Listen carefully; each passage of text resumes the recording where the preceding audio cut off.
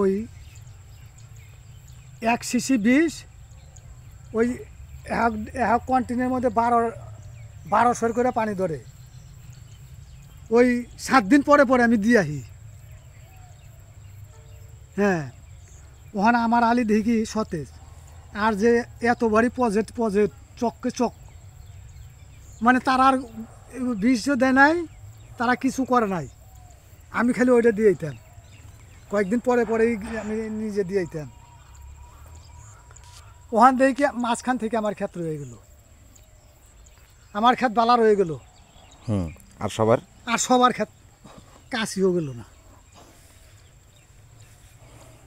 হাঁটারে কয় পামরি পোক। হ্যাঁ, কাটা উপরে এই মাছির মতনই, ছোটো মাছিগুলি আছে না, ওই মাছির সমানই এই পোকাগুলি।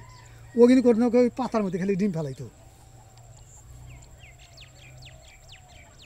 তারপর পাতার ভিতরে বা কুশের ভিতরে এরকম সাদা সাদা পোকগুলি ওই খায়া শেষ দিত। তারপরে কি কোনো কিছু প্রয়োগ করেন নাই?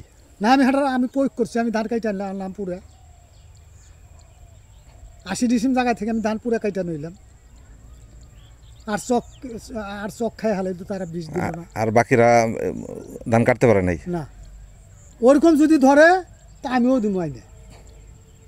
ওখানে ওই যে মাছ টাছটা 2-4টা খায়, ওটা না ধরবো। আপনার ক্ষেতের অবস্থা তো খুব একটা না, এই অনেকই হয়ে গেছে দেখেন না, তো আপনার ওষুধ দেওয়া দরকার।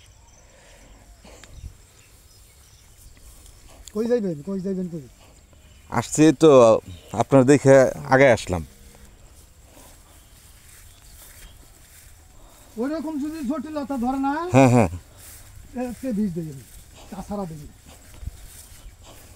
আমার কয় তুমি কেমনে কি করলা, তুমি পুরা করে ধান কেটে নিলে।